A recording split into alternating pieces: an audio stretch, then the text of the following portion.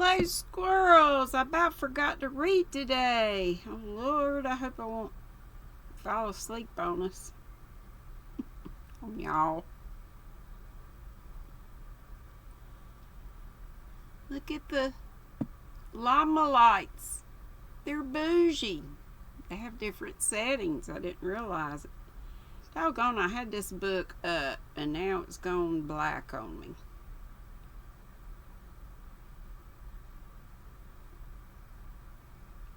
Come on, book. Don't be weird.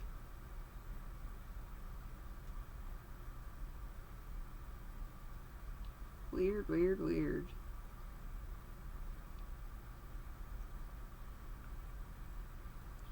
Load recommendations.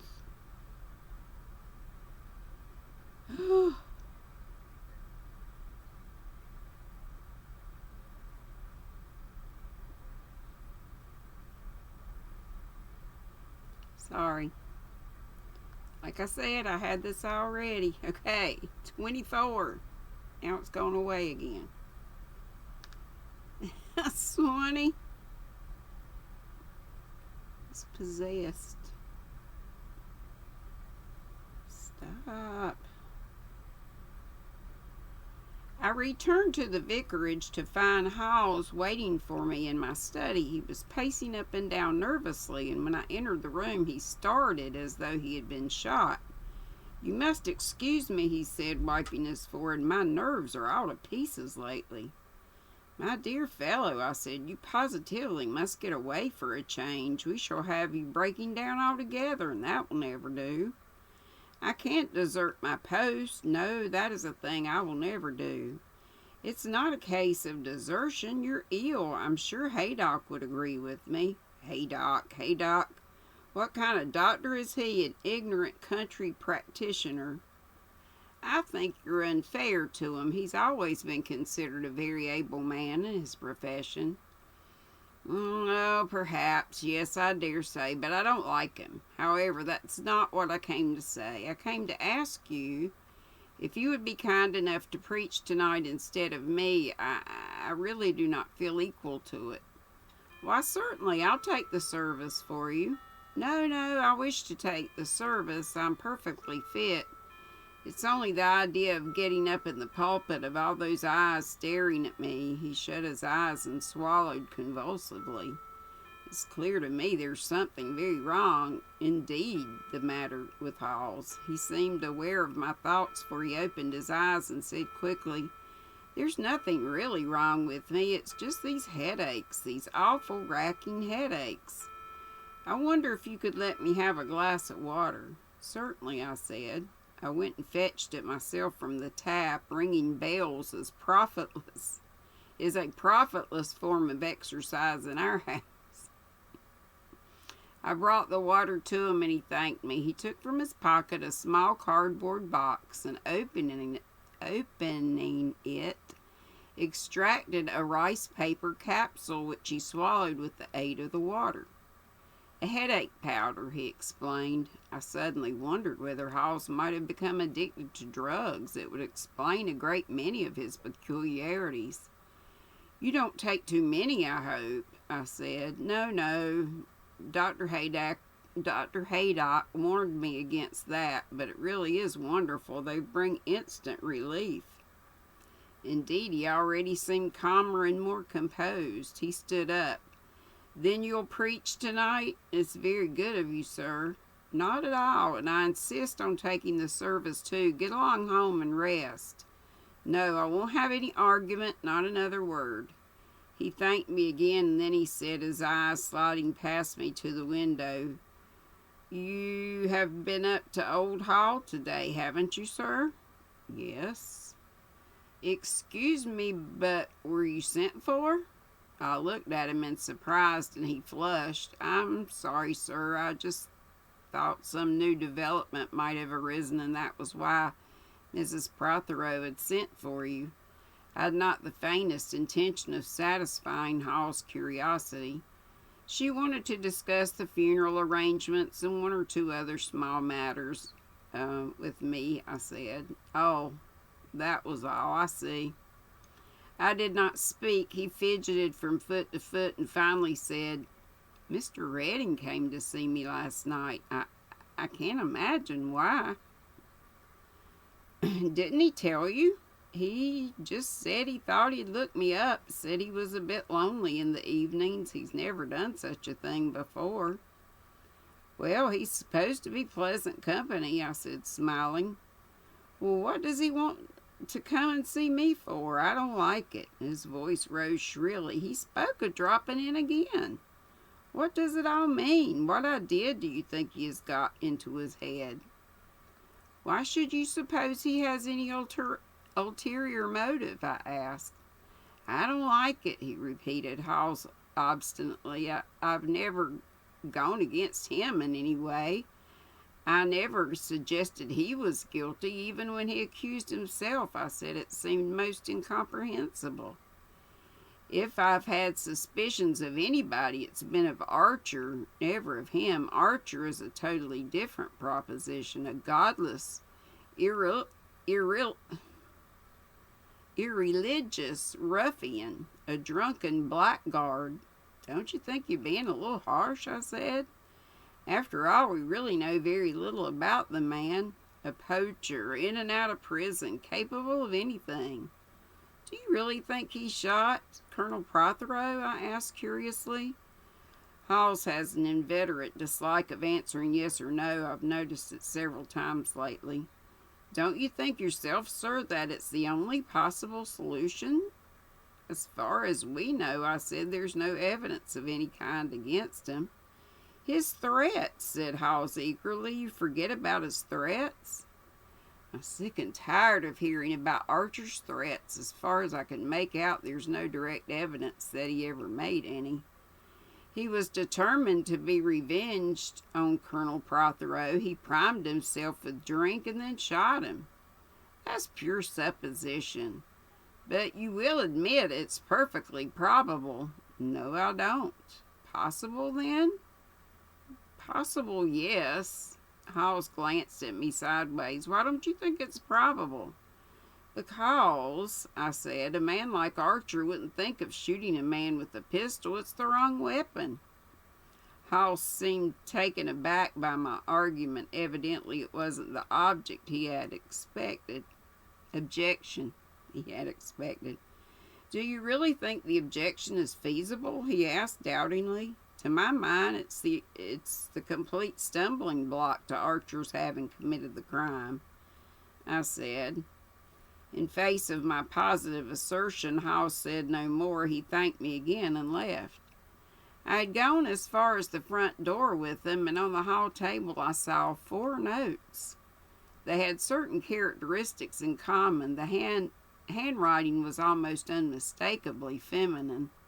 They all bore the words, "By hand, urgent," and the only difference I could see was that one was noticeably dirtier than the rest.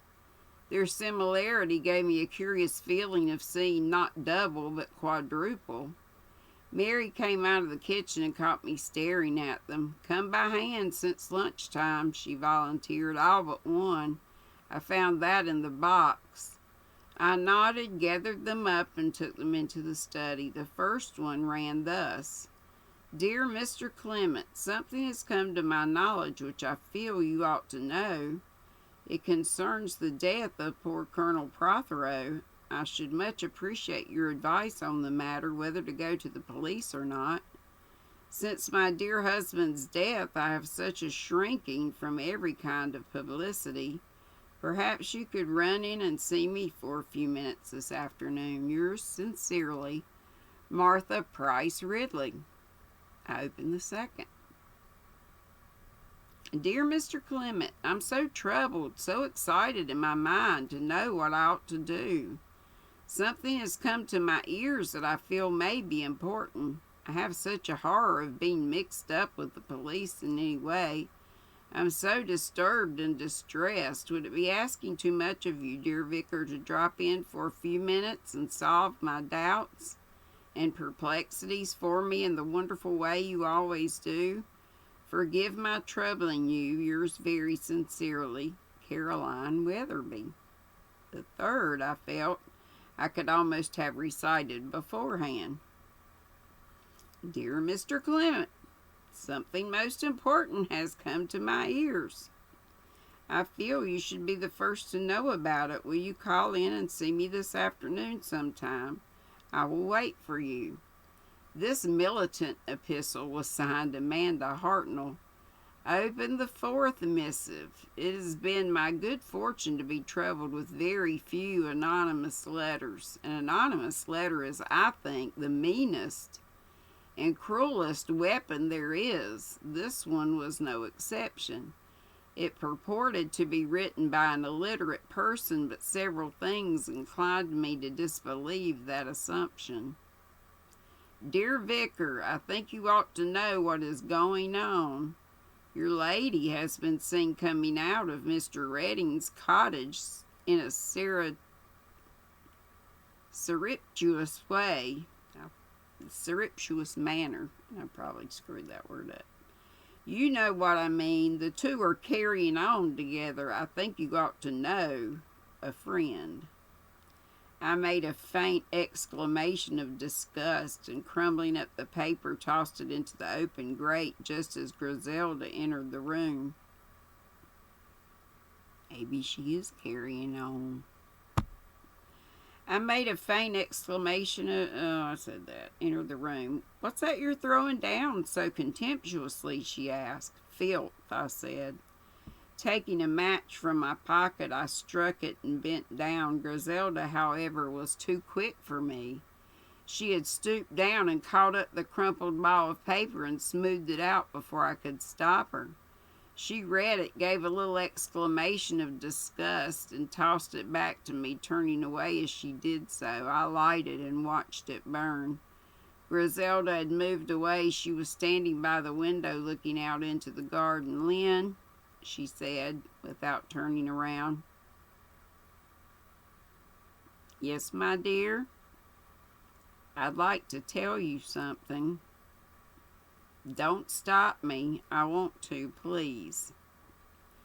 When Lawrence Redding came here, I let you think that I had only known him slightly before. That wasn't true. I had known him rather well. In fact, before I met you, I'd been rather in love with him. I think most people are with Lawrence. I was, absolutely silly about him at one time. I don't mean I wrote him compromising letters or anything idiotic like they do in books, but I was rather keen on him once. Why didn't you tell me? I asked.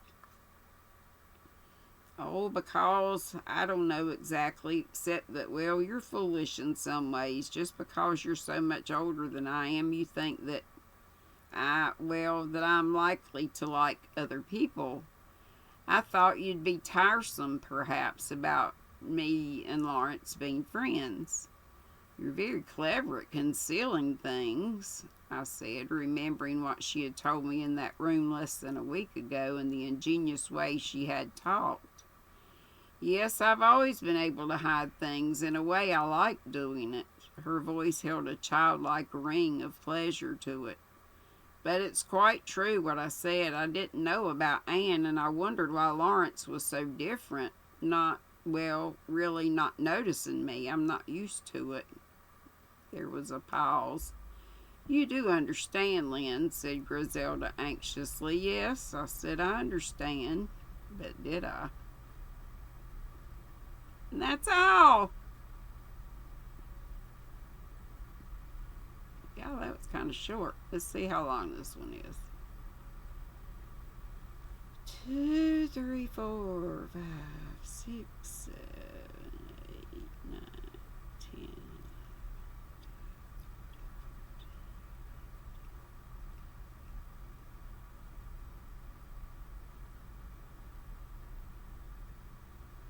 Well, we'll see how much I can read of it. I can't stop there. I should.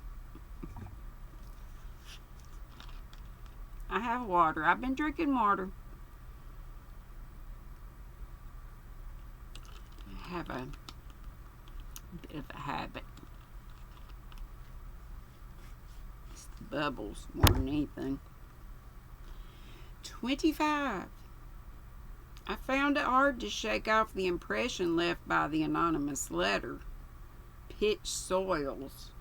However, I gathered up the other 3 letters, glanced at my watch, and started out. I wondered very much what this might be that had come to the knowledge of 3 ladies simultaneously. I took it to be the same piece of news, and this I was to realize that my psychology was at fault. I cannot pretend that my calls took me past the police station. My feet gravitated there of their own accord. I was anxious to know whether Inspector Slack had returned from Old Hall. I found that he had, and further that Miss Cram had returned with him. The fair Gladys was seated in the police station, carrying off matters with a high hand. She denied absolutely having taken the suitcase to the woods. Just because one of these gossiping old cats had nothing better to do than look out of her window all night, you go and pitch upon me. She's been mistaken once, remember, when she said she saw me at the end of the lane on the afternoon of the murder? And if she was mistaken then in daylight, how could she possibly have recognized me by moonlight? Wicked it is, the way these old ladies go on down here, say anything they will, and me asleep in my bed as innocent as can be. You ought to be ashamed of yourselves, the lot of you. And supposing the landlady of the Blue Boar identifies the suitcase as yours, Miss Cram? If she says anything of the kind, she's wrong. There's no name on it. Nearly everybody's got a suitcase like that. As for poor Dr. Stone accusing him of being a common burglar, and he has a lot of letters after his name. You refuse to give us any explanation then, Miss Cram? No refusing about it. You've made a mistake. That's all. You and your meddlesome marples. I won't say a word more, not without my solicitor present. I'm going this minute unless you're going to arrest me. For answer, the inspector rose and opened the door for her. With a toss of the head, Miss Cram walked out. That's the line she takes, said Slack, coming back to his chair. Absolute denial. And of course the old lady may have been mistaken. No jury would believe you could recognize anyone from that distance on a moonlit night. And of course, as I say, the old lady may have made a mistake. She may, I said, but I don't think she did. Miss Marple's usually right. That's what makes her unpopular. The inspector grinned. That's what Hearst says. Lord, these villages. What about the silver, Inspector? Seemed to be perfectly in order. Of course, that meant one lot or the other must be a fake. There's a very good man in Much Benham, an authority on old silver. I phoned over to him and sent a car to fetch him. We'll soon know which is which. Either the burglary was an accomplished fact, or else it was only planned. Doesn't make a frightful lot of difference either way. I mean, as far as we're concerned. Robbery's small business compared with murder. These two aren't connected with the murder. We'll maybe get a line on him through the girl. That's why I let her go without any more fuss. I wondered, I said. A pity about Mr. Redding. It's not often you find a man who goes out of his way to oblige you. I suppose not, I said, smiling slightly. Women cause a lot of trouble, moralized the inspector. He sighed and then went on, somewhat to my surprise. Of course there's Archer. Oh, I said, you've thought of him? Why, naturally, sir. First thing, it didn't need any anonymous letters to put me on his track. Anonymous letters, I said sharply. Did you get one then? That's nothing new, sir. We get a dozen a day at least. Oh, yes, we were put wise to Archer, as though the police couldn't look out for themselves. Archer's been under suspicion from the first. The trouble of it is, he's got an alibi. Not that it amounts to much, but it's awkward to get over." "What do you mean by it's not amounting to anything?" I said. "Well, it appears he was with a couple of pals all the afternoon. Not, as I say, that counts for much. Men like Archer and his pals would swear to anything. There's no believing the word they say. We know that, but the public doesn't, and the jury's taken from the public, more's the pity. They know nothing and 10 to 1 believe everything that's said in the witness box, no matter who it is that says it, and of course Archer himself will swear till he's black in the face that he didn't do it." "Not so obliging as Mr. Redding," I said with a smile. "Not he," said the inspector, making the remark as a plain statement of fact. "It is natural, I suppose, to cling to life," I mused. "You'd be surprised if you knew the murderers that have got off through the soft-heartedness of the jury," said the inspector gloomily. "But do you really think that Archer did it?" I asked. It has struck me as curious all along that Inspector Slack never seems to have any personal views of his own on the murder. The easiness or difficulty of getting a conviction are the only points that seem to appeal to him.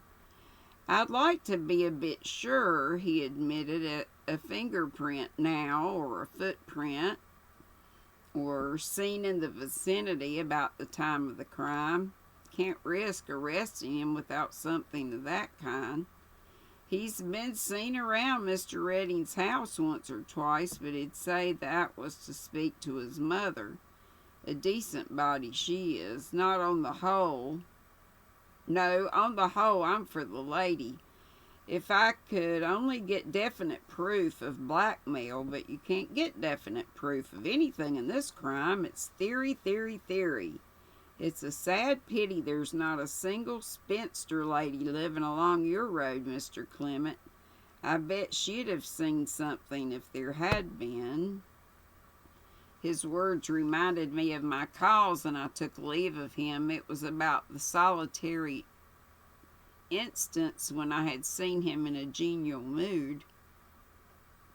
My first call was on Miss Hartnell. She must have been watching me from the window, for before I had time to ring, she opened the front door and, clasping my hand firmly in hers, had led me to the threshold. "So good of you to come. In here. More private." So we entered a microscopic room about the size of a hen coop. Miss Hartnell shut the door and with an air of deep secrecy waved me to the seat where there were only 3. I perceived that she was enjoying herself. "I'm never one to beat about the bush," she said in a jolly voice, the latter slightly toned down to meet the requirements of the situation. You know how things go the rounds in a village like this." "Unfortunately," I said, "I do. I agree with you. Nobody dislikes gossip more than I do, but there it is. I thought it my duty to tell the police inspector that I'd call on Mrs. Lestrange the afternoon of the murder and that she was out. I don't expect to be thanked for doing my duty. I'll just do it. Ingratitude is what you meet with first and last in this life. Only yesterday, that impudent Mrs. Baker—" Yes, yes," I said, hoping to avert the usual tirade. "Very, very sad. But you were saying—" "The lower classes don't know who are their best friends," said Miss Hartnell. "I always say a word in season when I'm visiting, not that I'm ever thanked for it." "You were telling the inspector about your call upon Mrs. Lestrange," I prompted. "Exactly, and by the way, he didn't thank me, said he'd ask her information when he wanted it. Not those words exactly, but that was the spirit. There's a different class of men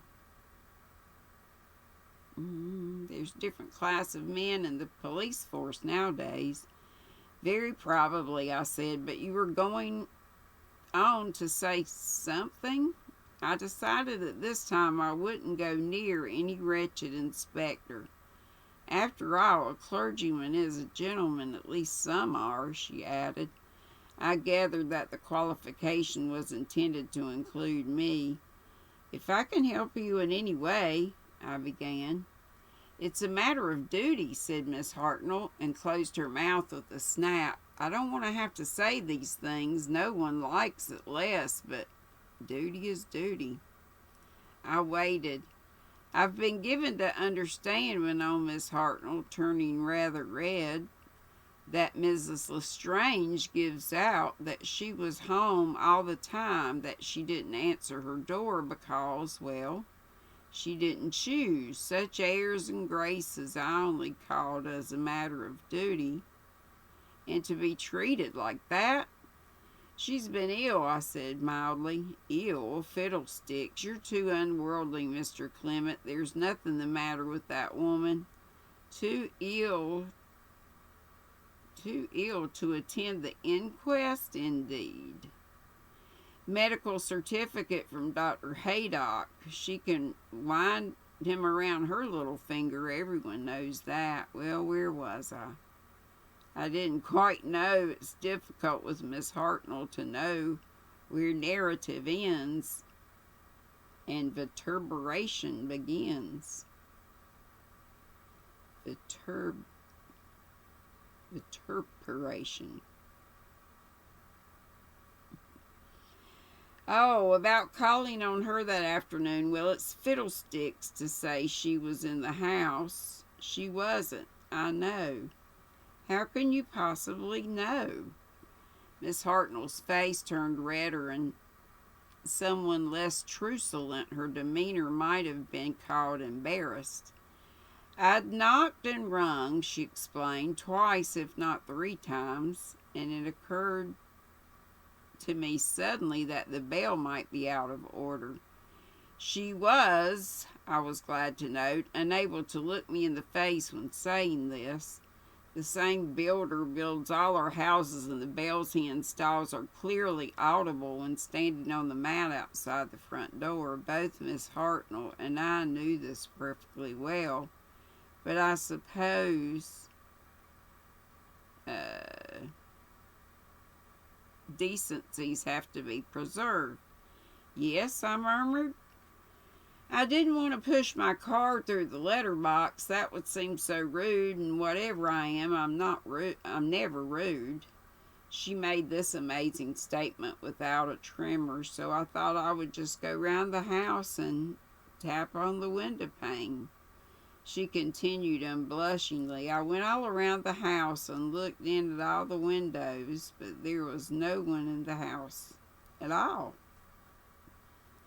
I understood her perfectly. Taking advantage of the fact that the house was empty, Miss Hartnell had given unbridled rein to her curiosity and had gone round the house examining the garden and peering in at all the windows to see as much as she could of the interior. She had chosen to tell her story to me, believing that I should be a more sympathetic and lenient audience than the police. The clergy are supposed to give the benefit of the doubt to their parishioners. I made no comment on the situation. I merely asked a question. What time was this, Miss Hartnell? As far as I can remember, said Miss Hartnell, it must have been close on 6 o'clock. I went straight home afterwards, and I got in about 10 past 6. And Miss Prothero came in somewhere around about the half hour, leaving Dr. Stone and Mr. Redding outside, and we talked about bulbs.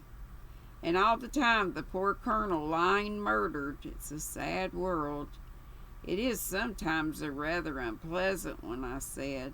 I rose. And that's all you have to tell me? I just thought it might be important. It might, I agreed, and refusing to be drawn further, much to Miss Hartnell's disappointment, I took my leave. Miss Weatherby, whom I visited next, received me in a kind of flutter. Dear Vicar, how truly kind. You've had tea? Really, you won't? A cushion for your back? It's so kind of you to come round so promptly. Always willing to put yourself out for others. There was a good deal of this before we came to the point, and even then it was approached with a good deal of circumlocution. You must understand that I heard this on the best authority, and St. Mary Mead, the best authority, is always somebody else's servant. You can't tell me who told you? I promised, dear Clement, and I always think a promise should be a sacred thing. She looked very solemn. Shall we say a little bird told me? That's safe, isn't it? I long to say it's damn silly. Sounds like Madonna. I rather wish I had. I should have liked to observe the effect on Miss Weatherby. Well, this little bird told me she saw a certain lady who shall be nameless. Another kind of bird? I inquired. To my great surprise, Miss Weatherby went off into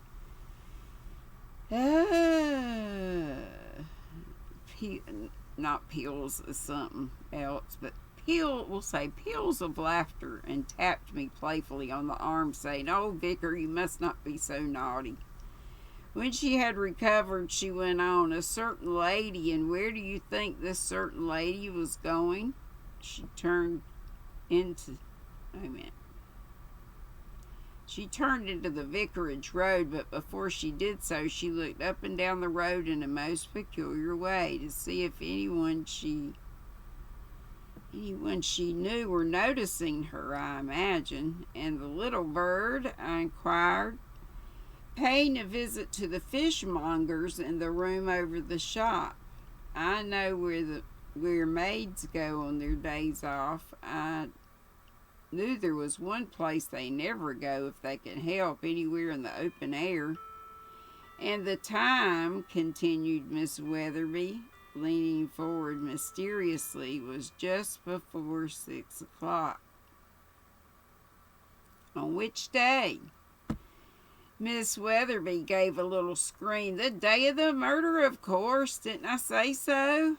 "I inferred it," I replied. "And the name of the lady?" "Begins with an L," said Weatherby, nodding her head several times. Feeling that I had got to the end of the information Miss Weatherby had to impart, I rose to my feet. "You won't let the police cross-question me, will you?" said Miss Weatherby pathetically, as she clasped my hand in both of hers. "I do shrink from publicity, and to stand up in court." "In special cases," I said, they let witnesses sit. They let them sit down." And I escaped. There was still Mrs. Price Ridley to see. That lady put me in my place at once. We go with water this time.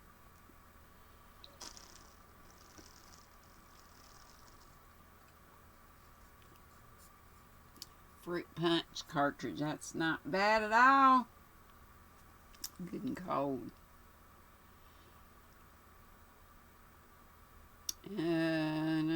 It's business, she said grimly after shaking my hand coldly. "You understand that. On the other hand, having come across a circumstance which needs explaining, I think it should be brought to the notice of the authorities." "Does it concern Mrs. Lestrange?" I asked. "Why should it?" demanded Mrs. Price Ridley coldly. She had me at a disadvantage there. It's a very simple matter," she continued. "My maid Clara was standing at the front gate. She went down there for a minute or two, she says, to get a breath of fresh air. Most likely, I should say. Most unlikely, I should say. Much more probable that she was looking out for the fishmonger's boy, if he calls himself a boy, impudent young jackanapes. Thinks because he's 17 he can joke with all the girls. Anyway, as I say, she was standing at the gate and she heard a sneeze. Yes, I said, waiting for more. That's all. I tell you, she heard a sneeze, and don't start telling me I'm not too young as I once was and may have made a mistake because it was Clara who heard it, and she's only 19. But, I said, why shouldn't she have heard a sneeze? Mrs. Price Ridley looked at me in obvious pity for my poorness of intellect. She heard a sneeze on the day of the murder, at a time when there was no one in your house. Doubtless the murderer was concealed in the bushes waiting his opportunity. What you have to look for is a man with a cold in his head. Or a sufferer from hay fever, I suggested, but as a matter of fact, Mrs. Price Ridley, I think that mystery has a very easy solution. Our maid Mary has been suffering from a severe cold in the head.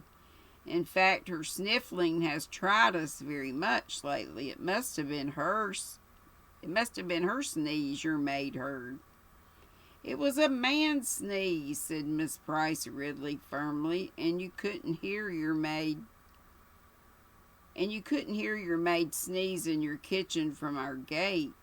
You couldn't hear anyone sneezing in the study from your gate, I said, or at least I very much doubt it.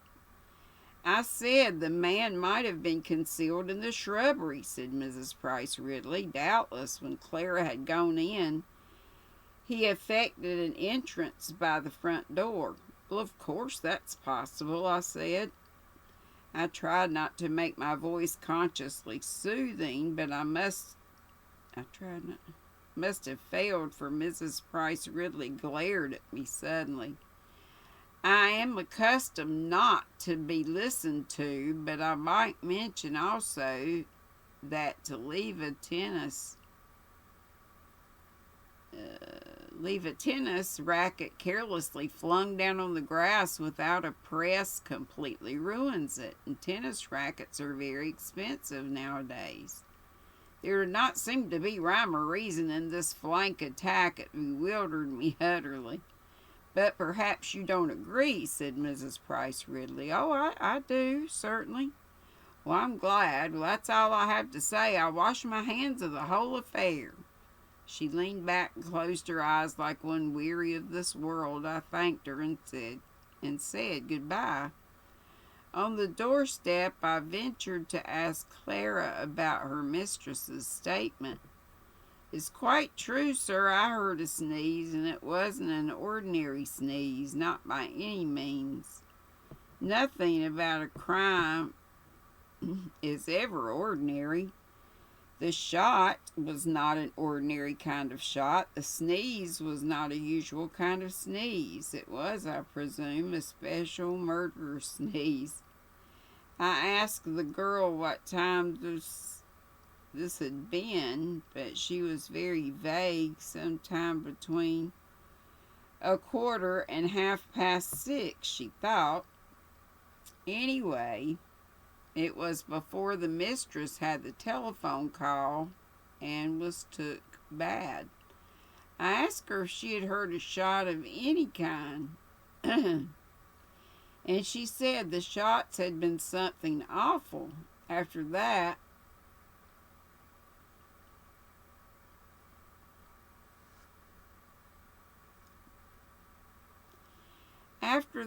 I placed very little credence in her statements. I was just turning in my own gate when I decided to pay a friend a visit. Glancing at my watch, I saw that I had just time for it before taking evensong. I went down the road to Haydock's house. He came out the doorstep to meet me. I noticed afresh how worried and haggard he looked. This business seemed to have aged him out of all knowledge. "I'm glad to see you," he said. "What's the news?" I told him the latest stone development. "A high-class thief," he commented. "Well,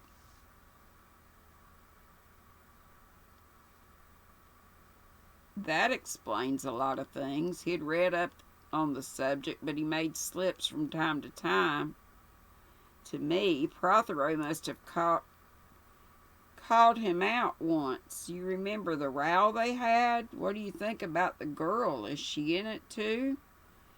"Opinion as to that is undecided," I said. "For my own part, I think the girl is all right."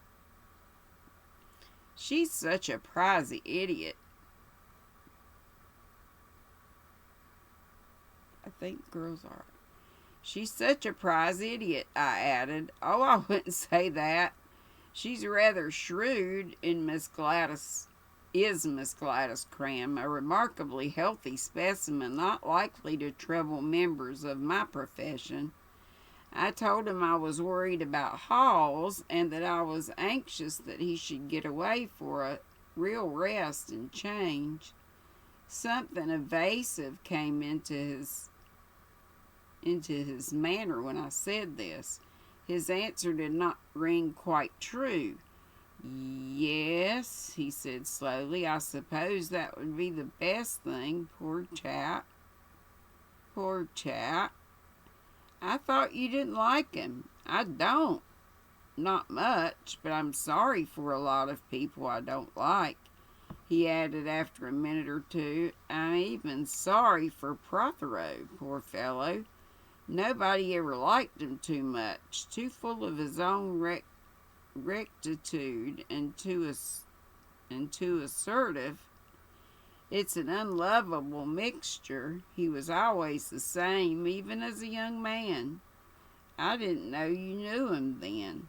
"Oh, yes. When he lived in Westmoreland, I had a practice not far away. That's a long time ago now. Nearly 20 years. I sighed. 20 years ago, Griselda was 5 years old. Time's an odd thing. Hang on.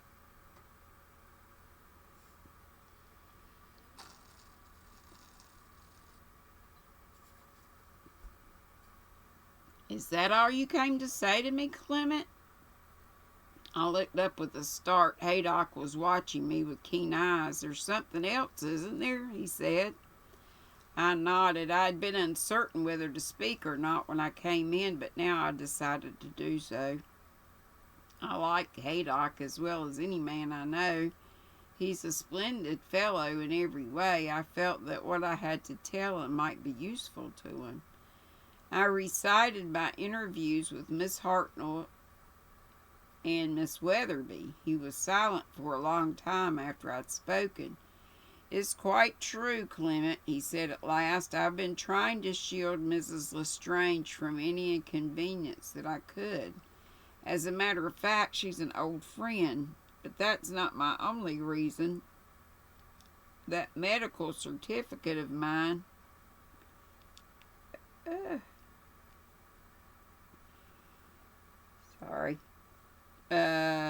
isn't the medical certificate isn't the put-up job you all think it was." He paused and then said gravely, "This is between you and me, Clement. Mrs. Lestrange is doomed." "What?" "She's a dying woman. I gave her a month at longest." In my eyeball. "Do you wonder that I want to keep her from being badgered and questioned?" he went on. "When she turned into this road that evening, it was here she came, to this house. You haven't said so before. I didn't want to create talk. 6 to 7 isn't my time for seeing patients, and everyone knows that, but you can take my word for it that she was here." She wasn't here when I came for you, though. I mean, when we discovered the body. No, he seemed perturbed. She had left to keep an appointment. In what direction was the appointment? In her own house? I don't know, Clement. On my honor, I don't know. I believed him, but... And supposing an innocent man is hanged, I said. No, he said, no one will be hanged for the murder of Colonel Prothero. You can take my word for that. But that is just what I could not do, and yet the certainty in his voice was very great. No one will be hanged, he repeated. This man Archer, he made an impatient movement, hasn't got brains enough to wipe his fingerprints off the pistol. Perhaps not, I said dubiously. Then I remembered something, and taking the little brownish crystal I had found in the wood from my pocket, I held it out to him and asked him what it was. He hesitated. Looks like picric acid. Where did you find it? That, I replied, is Sherlock Holmes' secret. He smiled. What's picric